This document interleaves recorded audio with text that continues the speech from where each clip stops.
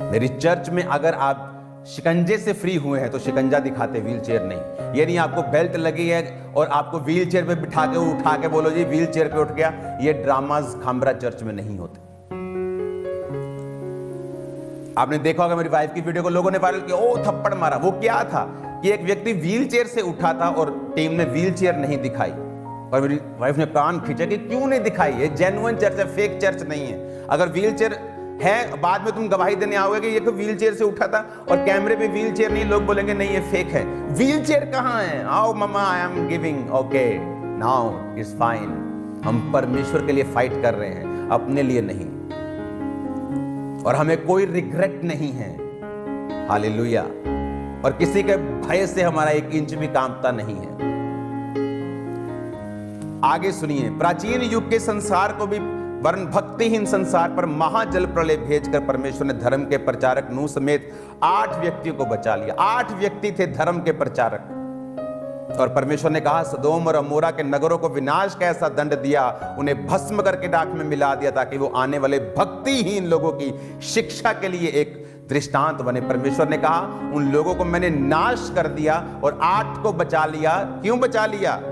और धर्मी लूत को, जो अधर्मियों के अशुद्ध चाल चलन से दुखी था, छुटकारा दिया, क्योंकि वह धर्मी उनके बीच में रहते हुए उनके अधर्म के कामों को देख देख कर और सुन सुनकर हर दिन अपने सच्चे मन को पीड़ित करता था।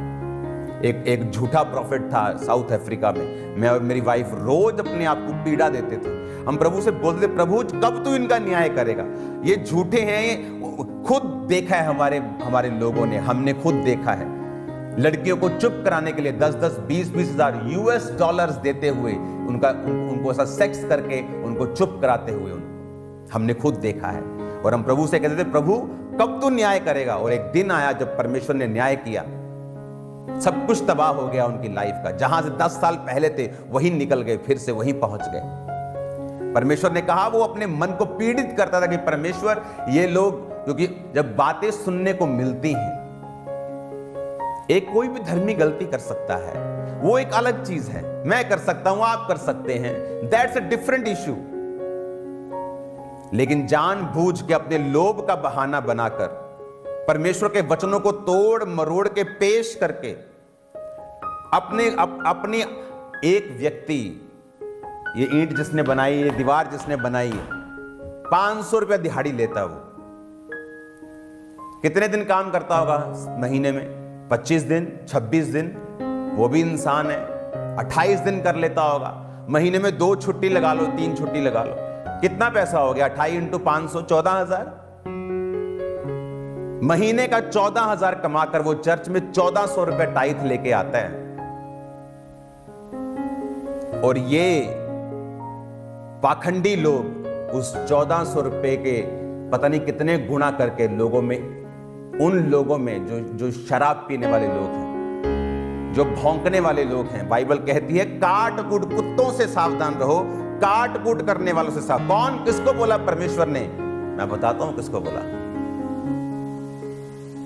ऐश परस्ती में उस पैसों को यूज करना जो अपने ब्लड पसीने की कमाई से चर्च में दे रहे हैं। इसलिए मैं चर्च से तनख्वाह तक नहीं लेता हूं।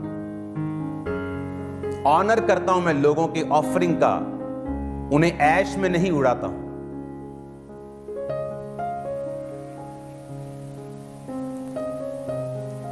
ऑनर करता हूं मैं उनकी मेहनत का। और आज खामरा में 100 चर्चेस हैं।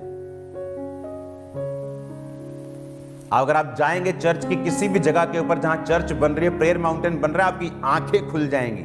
परमेश्वर के कामों में लगाया सब कुछ और उसी पे लगेगा।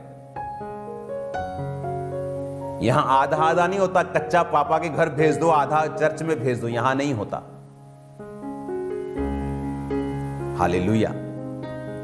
क्योंकि अगर आज आप नहीं बोलेंगे, कल को जब इनकी डॉक्यूमेंट्रीज बनेगी, मैं आपको फिर प्रोफेटिक वर्ड दे रहा हूं, आज के दिन में डॉक्यूमेंट्रीज बनेगी।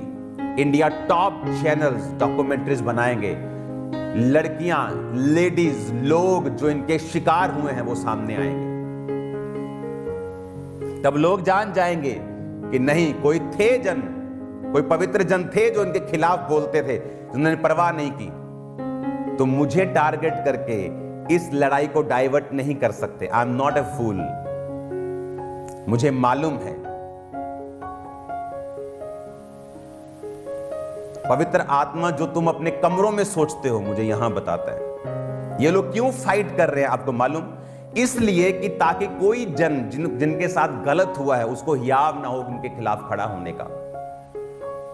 लेकिन वचन कहता है, उसके बाद पढ़ेंगे 12 आयत से, ये लोग निर्बुद्धि पशुओं के तुल्य हैं। परमेश्वर ने पशु कहा है इनको, जानवर कहा है इनको, जो लोग अपने लालच के लिए मसीह में काम कर रहे हैं। परमेश्वर ने कहा ये पकड़े जाने, नाश होने के लिए उत्पन्न हुए हैं। जिन बातों को जानते नहीं उनके विषय दूसरों को बुरा भला कहते हैं। ये अपनी सड़ाहट में आप सड़ जाएंगे, दूसरों का बुरा करने के बदले उन्हीं का बुरा होगा। उन्हें दोपहर भोग विलास करना भला लगता है। वो खाते और पीते हैं, भोग विलास करते हैं, खुद भी व्यभिचार करते हैं और लोगों को भी बोलते हैं तेरे को भी ले चलेंगे व्यभिचार करने दूसरे शहर में। एक बहुत बड़ा व्यक्ति है, मुझे उसका मालूम हुआ कि वो व्यभिचार करने जाता है। वो अन्य जाति है, कोई भी है, अब हर बंदे की लाइफ है। और एक ऐसा व्यक्ति जो प्रचारक है उसके साथ जाता है व्यभिचार करने के लिए। आपको मालूम होगा फ्यूचर में लिखा उनके आंखों में व्यभिचार बसा हुआ है। वो पाप किए बिना रुक नहीं सकते, चंचल मन वालों को फुसला लेते हैं। उनके मन को लोभ करने का आभास हो गया है।